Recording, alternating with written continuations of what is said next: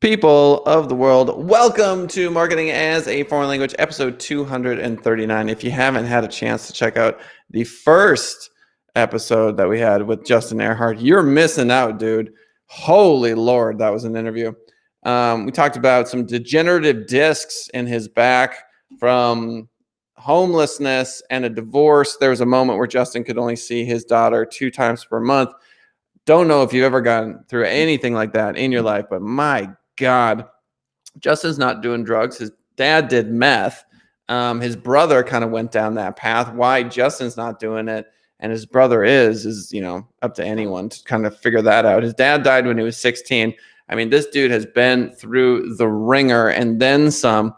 And then just backstage, we were chatting about this product he's launching for videos. It's like $99 a month. And they've got like 1,500 templates of just quick sort of social media videos. And that's precisely what small business owners need, because they don't have $3,000 budget for custom videos. I mean, if you're a Fortune 1000 company, sure, fine, but the vast majority don't. So we're going to dive into the marketing today. I am thrilled to have back on the show my good friend, Justin Ehrhardt. Hey, thanks again for having me. I really appreciate it. Glad to be back here with you guys. Yeah, dude. So let's start with the marketing, because last time we got like some pretty intense life story stuff, which I love. Yeah. But you launched a product yesterday. Let's talk about it. Yeah. So one of the biggest challenges that a lot of business owners have is using video to get onto social media. That's going to, capture people's attention. It's going to help them, create the right type of content. Video is one of the most predominant aspects of social media and marketing. And obviously, it's what we're doing now, but besides just creating short little things. So worked with a couple different companies and platforms, and now we're just launching the company yesterday to our clients and stuff. But yeah, it's got 1,600 templates, anything from just like logo introductions to YouTube video introductions, intros, outros. It's got alpha overlays as well. It's got a lot of stuff on that all they have to do is just upload pictures, like their logo, type in some words that they want it to say. They can even change some color scheme sometimes. It's designed to be 3 or 4 clicks and a couple words and then let it render. So made it simple, to the point, to help them get more video content out there. And you did this with some other people, right? You got together and you all partnered up and knocked this out? Yep, some other really people who have built similar platforms before, leveraging their knowledge and using this in their aspects. Sure. So $99 a month. You said that you only released this to like a handful of folks, but you're going to grow it from there. Yeah, exactly. It's going to get to a point where the whole goal is obviously to have thousands of business owners inside of it. But we're kind of soft launching it for people. But, obviously if someone's watching this and they want to do it, and go to offer.bmpvideos.com, they can check that out. Offer.bmpvideos.com. Yeah, for Bearded Marketing Pro. There we go, the Bearded Marketing Pro. So yeah, we didn't really have much of a chance to talk about marketing last time, so I want to dive into it now. Let's start with this project. This is B2b marketing, which is tough. B2b marketing can be really challenging. Yeah. What, if any, paid advertising do you plan to do for this? Right now, there's no paid ads. I usually don't do a lot of paid ads in anything I do. Most of it comes from organic and building up and developing my personal social media use, and then utilizing a lot of Facebook groups is what I do the most. I just started building my own Facebook group as well, and where it's designed to give, value and help people understand more about their marketing, because that's one thing that businesses struggle with the most, especially since COVID. I watched a lot of people just start spamming DMs. They just are posting all their time, just stuff that isn't going to help, and it's not going to work. So with the business side of it, all of my business right now comes from organic traffic, and we haven't really had to do pay ads at all. So at some point, I'm sure with this platform, all we have to do is just show, hey, here's what these videos look like, and it's $99 a month. So, and utilizing the paid ads for that asset. But right now, it's been pretty good with just posting in a group. Right. So let's talk a little bit more about these Facebook groups, because I don't mess with Facebook groups. Yeah. Did you do Facebook groups for the Bearded Marketing Pro stuff? Yeah. So the one that I have is sales and marketing training for business owners. So there's really, 6 different aspects that I look at when it comes down to people's marketing as a whole, whether it is, coming to consulting or educating. 6 different pillars that I focus on is branding, which is obviously going to include the logo aspects of their business, brand launch, how they do it, how they get it out there more effectively.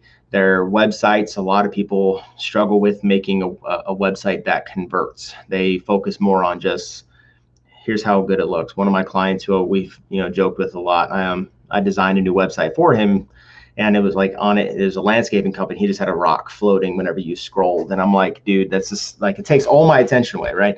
So helping people understand and utilizing a lot of, here's how we help people, here's the problems we solve, versus look how great we are, we just opened up.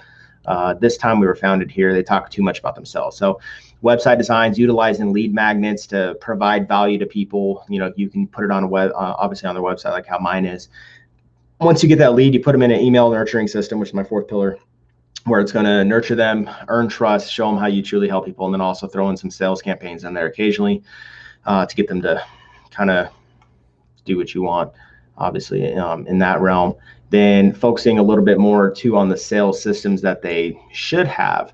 Like one of the hardest parts of a business is, well, how do I go from prospect to client, and even after the client? So developing a process and a system for that. And the last pillar, 6 pillars, is social media content and making sure the content is there. So when I'm in my groups, the groups is a part of the education aspect of what I do. It helps nurture people as well, earn trust, and people start seeing, well, they know why I have stuff. They know what they need to do, but I don't really tell them every detail about the how. And so it's a great way for people to say, hey, I need some help with my website. I see that you do websites or branding. I need both those done. And that's how I start a process with people. So, and even in B2B, you have to earn a lot of trust. There's a lot of marketers out there, and I use that term loosely, but a lot of these people they just take a quick little YouTube course and they're like, I'm a marketer now. And that's not how it works the most. So I utilize a lot of organic traffic, a lot of groups. Coming up this month in June, we're going to start doing traffic for the groups and getting people into the groups in that aspect, because that's where a lot of the stuff I get done for my business comes from. We're at 142 people right now inside of that group, and I have about 10 people a month from that group coming to me, and I haven't even done any ads yet. So it's been a pretty good start for it. Yeah, no, I like that. I just have never gone down that path of Facebook groups. I imagine you're posting educational content. How many likes do you get when you post something on the group? So I post about 3 times a week. It's nothing even crazy. Maybe 4 times. I'll do a live video Thursdays at 5 p.m. that trains on one of the 6 pillars I talked about. And inside of there, we can have 6 to 10 people on average that are live while watching it. And then it can rack up. One of them had 150 comments at one point because it's about engagement. So people are in there, they're engaging a lot more for it. And then other posts are just simple question posts, that I schedule up. So then after that, every 2 weeks, I have some sort of, it's called a honeypot post, where I'm providing value to them as far as an ebook or something that launches out. And I've just put it inside the group. And it's like, hey, if you want an ebook that talks about this, just say me in the comments, and then I DM them and they can start a conversation there, give them that ebook. And then typically it turns into, hey, Justin, by the way, I have this problem. So there's strategic ways that you can utilize groups to start building and developing trust with clients, and then start stirring up content, and people will reach out to you. And that's what I like the most, is I don't have to hunt people down. Like, hey, if you want to work with me, great. If not, I just don't give a crap. Like, I'm here to provide value and to give value, and then people will message me for that help inside of it. I love that. That's really strong. Yeah, just the kung fu of Facebook groups is something I've never tackled. So you start a group. Yours is about education. The Facebook Live that you do in the group, is it through the group? You're going live through the group? Is that how that works? Or do you go live through your personal? I use my personal Facebook page and just stream it directly into the group. Okay, so you can stream from your personal into a group specifically. Correct. Yeah. And that's what I do all my work for my personal stuff. The group isn't even linked to my business page. It's all my personal, because that's where people go. They click my profile. There's a lead magnet even in the bio to join the group too, because that's where I want to shuffle a lot of people into. But when you do it live in the group, they're seeing it's you. Justin's the one doing it. It's not a company. And again, it builds that trust by being more transparent inside of your marketing. Wow, fascinating. We just recently decided to play with events. So to promote this show, for example, we have a guest that's coming on the 1st. His name is Richard Linton. This will be his 3rd appearance on the show. He was a tank commander in the British Armed Forces, and he has been in a bunch of movies and just wrote a book. And he has an English accent. So that's the primary reason we're promoting it, is because he has an English accent. Of course. And so I go to LinkedIn, right? And I create an event that's just for the episode, right? It's just episode whatever, but I make it seem like it's this thing, like, oh, it's Richard Linton. And, literally I asked him to summarize his, like, who he is. And he said, international man of mystery and dreams. And so that's what we used for the title. Yeah. Anyway, I just go through and I just invite everyone. LinkedIn, how dare you, by the way, force me to click every single person individually. It's terrible. Very frustrating. But click. I invite like 500 people. We have 70 attendees. So we'll see. 20% of them will probably show, 10% of them, that sort of thing. But at the end of the day, we're really excited to have him on the show, and that's something we're going to use to promote. Now, my question for Justin is, have you frozen and disappeared from the show? And I think the answer is yes. So anyway, I'm going to talk about Facebook groups a little bit, and we'll see if Justin pops back on. So actually, LinkedIn events. So if you're interested in doing LinkedIn events, there really is nothing simpler on planet Earth than to go in there. It's probably through your company page. And when you click on events and you create the event, the main point that I think you got to keep in mind is that you're just going to have to individually go through and click on every single person that is on the show, which is super annoying. But it's one thing to have a show like this one, Marketing as a Foreign Language, and just continue to grind and not bring people to these sort of like special moments in the show. And you're only going to expect a certain amount of growth when you do that. But I think to have these, once every 2 weeks sort of popping moments where you really promote them, that's where you're going to see a lot of new blood. And so that's obviously important stuff. Welcome back to the show, Justin. Oh, that was weird. Ehrhardt. So I was just talking about LinkedIn events and how important those are. Can we talk a little bit about Pinterest? That was the next thing I wanted to chat about. Have you ever messed with Pinterest? Not a long time ago I did. I was, looking at different tattoo ideas. So I've never done it for my marketing aspect because it's not where I'm proficient at, and a lot of my target audience doesn't sit there as much. Right. The numbers on Pinterest are always fantastic, but the results are whatever. Mm-hmm. So for example, I'll take 60 seconds from this interview and I'm going to put it on Pinterest, and it's going to get 2,000 impressions. And when you look at the number of minutes watched, it'll be like 200, 220. Oh, wow. And so you go, oh, fantastic. This is wonderful. This is wunderbar. But then I go to subscribers for the show and it doesn't go up at all. Yeah. And I'm like, what really is the benefit? So I keep doing it because the numbers look so good. Yeah. And we're up to like 50,000 monthly impressions on the Pinterest page. Wow. But again, who cares, if the number of YouTube, and then there's a link exactly to this interview, right? So I'll take like a minute of you talking about something interesting like Facebook groups. And there's just no correlation.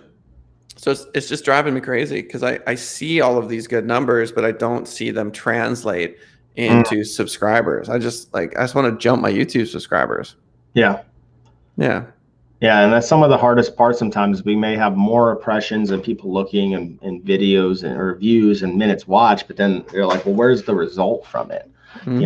That's why I focus a lot of my time on my personal Facebook page, because I have a lot of traction there with like organic reach, and then utilizing coming up to get more people into the group and use that essentially as a new version of a funnel, versus, hey, go watch this VSL or this whole entire video, this webinar stuff. It does, for my stuff, it doesn't make sense for me to dive into a lot of that. I like my live trainings. I like my method of contacting people, how they contact me and reach out and say, hey, I need help with one of these 6 areas. And then it works tremendously. So I want to make sure when I do it, I devote my attention, where the target audience is at for me. Yeah. So let's talk about these live trainings, because don't you ever just get bored to tears, like just saying the same stuff over and over again? Or I mean, So and like how long are they? Like walk me they're through like a 30 live minutes. training. Yeah, Okay. I only do my trainings for 30 minutes once a week. And yeah, you can get repetitious when it comes down to it. But the way I look at it is there's new blood coming in that hasn't seen some of these trainings, some of these aspects.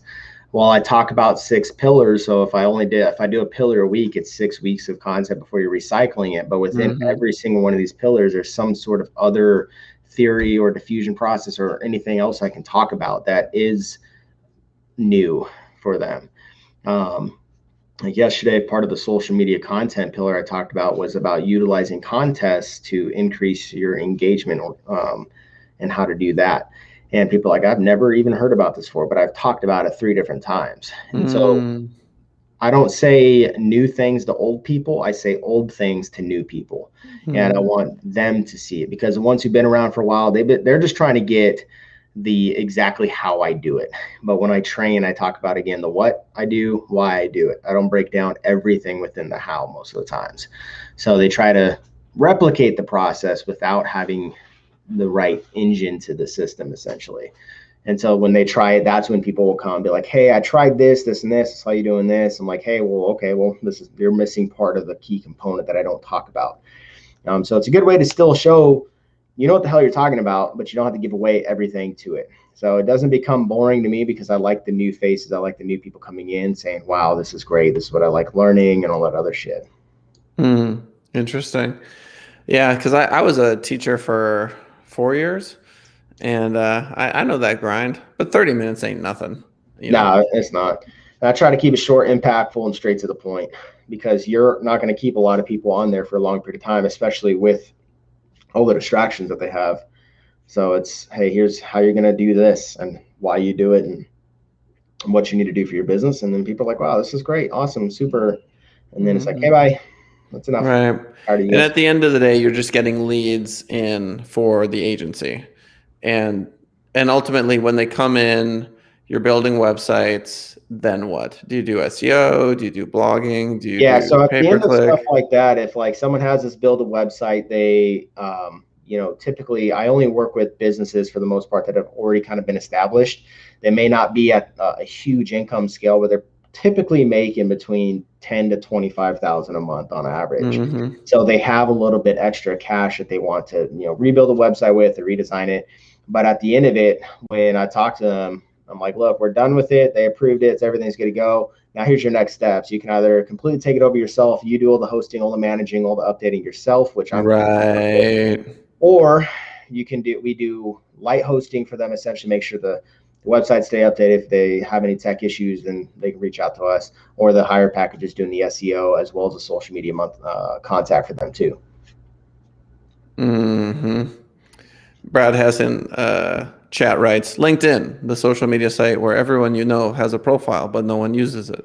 Yeah, that's true. A lot of business on LinkedIn is not done in timelines. It's done mostly in the DMs. And so that's one of the biggest differences between like Facebook and LinkedIn, is that a lot of people have conversations and do a lot of their work in the DMs in that world. And you can create groups on LinkedIn, you can do all this stuff. But yeah, a lot of people aren't getting on there to scroll to do a lot of stuff. They will get notifications out the ass from LinkedIn. If you have DMs, you get notification on the app. They send you an email. They'll send you a reminder email. So that's where a lot of work is done, is in the DM. So looks like nobody's really doing stuff, but it's one of the most used platforms for social media statistics wise. Is that they say it's one of the biggest ones, and the average income per user is over 100 grand on there per average. So it's a good platform if you do if you do it correctly. I'm anti DM spamming. That's not how I am. So there's a little different strategies I focus on. if I use LinkedIn to get people's attention. So you can do something as simple as going on their posts that they're posting consistently and commenting, providing value and engagement. And after a couple posts of doing that over a week, then you can shoot them a DM. So they're at least warmed up that you exist. That's kind of one of the things on LinkedIn to do. Yeah. Yeah. So this show has been simulcasting to LinkedIn for 230 some episodes, right? Yeah. And like one Yeah. one comment, maybe, you know? So it's, to me, it's, and it was hard to get into LinkedIn. I mean, they were kind of, you had to apply and it was like a whole thing. Oh, wow. And so I was really excited. I was like, here we go, you know? But man, the internet is just flooded. It's flooded with live streams. It's, you know, especially after the pandemic, everybody's live, everybody's on video. It's just too easy to do it. So when I talk to a business owner and I'm like, well, what are you doing for live streams? And they're like, I'm like, bro, YouTube is out of date. YouTube, you know what I mean? Like, try getting popular on YouTube. Holy smokes, man. There's just, I mean, you look at the numbers of hours of content being uploaded per second. It's insane. It's insane. Yeah. I mean, I can't remember what it was, but like 500,000 hours per minute are being uploaded or something like that. And I'm just like, that's fucking nuts. So yeah, it is a lot harder to have traction on that platform, and your videos have to be consistent and you have to be providing a lot of value for people to even want to look at you in the first place. And that's what's the hardest aspect of it sometimes. Yeah. So your particular strategy I find fascinating because it's just something I've never touched on. But my takeaway is the live stream to the Facebook group itself. Yeah. I like that 6 pillars. It's funny because the thumbnail for the show is Enlightened One and Entrepreneur. And the Buddha, Siddhartha Gautama, was known for his 4 noble truths. And you've got your 6 pillars, and it's like this whole thing. So did you achieve enlightenment under a tree like the Buddha, or was it somewhere else? No, it was at a strip club in Cincinnati. There it was, Cincinnati. That's right, Cincinnati. That's right, Cincinnati. That's right. I knew that. I should not. Yeah, I shouldn't have even have asked. But yeah, and so Facebook, you know, we talked about the groups and the enlightenment and stuff like that. Facebook has been putting a lot of effort to groups, and obviously, if you have a Facebook business page, it's very hard to create an organic traffic, right? Because they want you to pay to play at the end of the day. So what the groups does is Facebook, even if you've been watching YouTube, I'm sure since we've been talking about it now, Facebook's going to start popping up ads all over the place for you. But they've been doing a lot more paid ads on YouTube. I've seen for groups. So the way that they're doing is they've been focusing on changing the way that social media with Facebook is done, because the whole intention of it is to be just that, it's to be social. So when you create a group, you have to join the group. So Facebook is saying, hey, if you're taking the time to join a group on sales and marketing training, whatever, they know that you want to see more of that specific content. So your group notifications will actually show up a lot faster than just a business page notification, and how it's going to come up on the actual algorithm in itself. So they have notifications that's going to say, hey, Justin just posted inside of the, you know, marketing and sales training group, and you're more likely to go check it out, versus, you know, the B2b Marketing Pro page just posted a post. They're like, whatever, it's another page, I don't care. So they're really focusing on how the groups are being done. And there's some talk with some of their trainings that they've had that they're even changing it up even more to provide an even more robust experience for people in these groups. So it's a huge shift, and I've kind of seen that groups is where a lot of this attention is going to be. So really capitalizing on helping people inside of these groups has been very beneficial. I bet they've got data too on the fact that a group will more likely pull a user in for longer periods of time, will get them to engage more. I mean, it's just sociology 101, right? I mean, how many tribes are you a part of? Right. I have a martial arts group that I'm a part of that's religious. You know, it's every Tuesday, 5:30. I'm there because I know these people. I have relationships with these people. So I'm not surprised that that groups kind of have that level of love, and then starting them. I guess my question is, you start a group and then you go, oh, sweet, it's just me. Yeah. You know what I mean? Like, it's me in a group. Yeah. Well, there's certain ways post to nobody. Like, Yeah, there's certain ways that you can actually create the excitement of the group when you launch it. And there's basically anticipation posts that I've had the group for a little while and had 100 people in it. I still created an anticipation post on my personal Facebook where I was like, hey, look, I've had this group for a little while, but if I could have a group that teaches business owners, right? I'm talking about like teaches my target audience, boom, boom, boom, boom. Would this be something that's interesting to you? And would you want to join it? If so, comment yes below. And I had people starting to comment yes. And then the next day or 2 days later, I dropped the actual like, okay, hey, look, here's the group, here's what it is. And then it jumped up to 142. So with that Oh, post, nice. it raised up to 142. And again, there's other strategies for it. But yeah, the correct anticipation and launching of it is what's going to be the differentiator, as well as even the questions you answer when people join a group and what they say. Because it's a great way to have kind of a, they want you to reach out to them. Because one of my questions is like, hey, here's what I do. I help business owners with boom, boom, boom, boom, boom. Would you want me to shoot you a message, direct message, to start a conversation with you to see how I can help you, essentially? And probably about 70% of people say yes, message me. So it's a great way to at least start a conversation. I don't go in there, try to pitch people, try to sell them in there. There's certain strategies, even in the DMs, that at least gets them trusting you, which is what's vital in business these days. So funny to me that there are, when people will come to our agency, they'll often just say, yeah, I want help with my social media. But it's like, Lord above.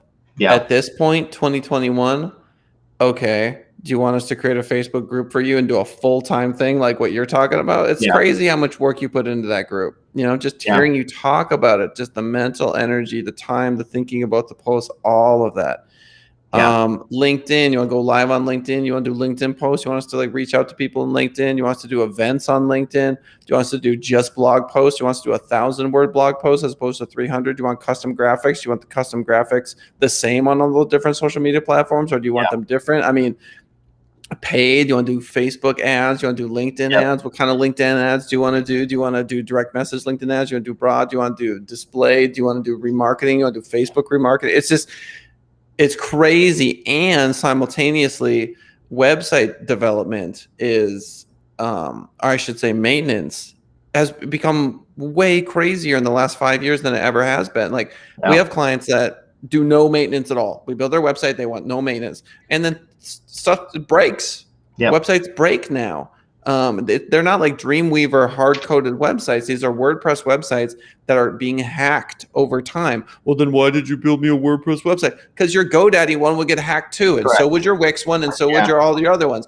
So it's just, there's too much money in the internet economy for people not to be incentivized to like run around and and like hack and do all that stuff. So man, like what did we get ourselves into? I guess is my question. And that's crazy. From the last time we talked to now, I did a lot of revamping in what I do too. Just because I'm like, you know what, there's certain things I'm not going to do anymore. And a lot of that comes down to content management is a big one. Where I would have some people would want me to go in and post for them. So they give me all the logins. Like just the other day, I was like, why am I still getting notifications as an admin on this group? And I had like 15 different pages I was a part of as like that I had to post content for. So I was like, hey, I'm not going to do it anymore. And if they want me to, they can pay me more money to do it. That's right. But what I mainly focus on now is the content creation. Like, yeah, we'll create the content for you. We'll give you a week of content or 2 weeks of content in advance or whatever. For them to do their own posting. So I got so tired of having to get all the notifications, keep up with all this stuff. So while we still provide a lot of very valuable services that they need, when I started raising my price point up even more, we had more people coming to us. And then now we're not doing the posting for them as part of one of the pillars I talked about. And they're just like, yeah, that's great. I can post it whenever I want. I'm like, cool, go for it. Yeah, you got to shift. I mean, we were doing 8 400-word blog posts for many clients for years, and now we do 2,000-word blog posts, custom graphics, all the social that goes into everything, the managing the paid. I mean, doing everything for everybody is impossible, but I am okay expanding into new territories over time. I want to remain agile in that way. And so we have done that. So they want LinkedIn. Okay, we'll do some LinkedIn. You want to do this specific thing with email marketing? Fine, we'll do that. We'll do retargeting. We'll do it. Like, so we're continuously expanding what we offer, the web maintenance stuff, all that. I mean, but at the end of the day, 5 full-time employees plus myself plus vendors, it's like we're small enough that we're agile, but some of the cost benefits you get of being a huge agency we don't have, right? So we're in that place, and all I really want is to grow to like a mid-sized business. I want 25, 30, 35 employees. That's the next big jump that I'm after. What are you after? What do you want? Yeah, so right now where we're at, we can scale up because my whole intention is obviously to build the right foundation and then scale up. That's really one of the biggest things. I have myself and 4 other people right now that are remote working, like the websites, graphic design, and all that stuff.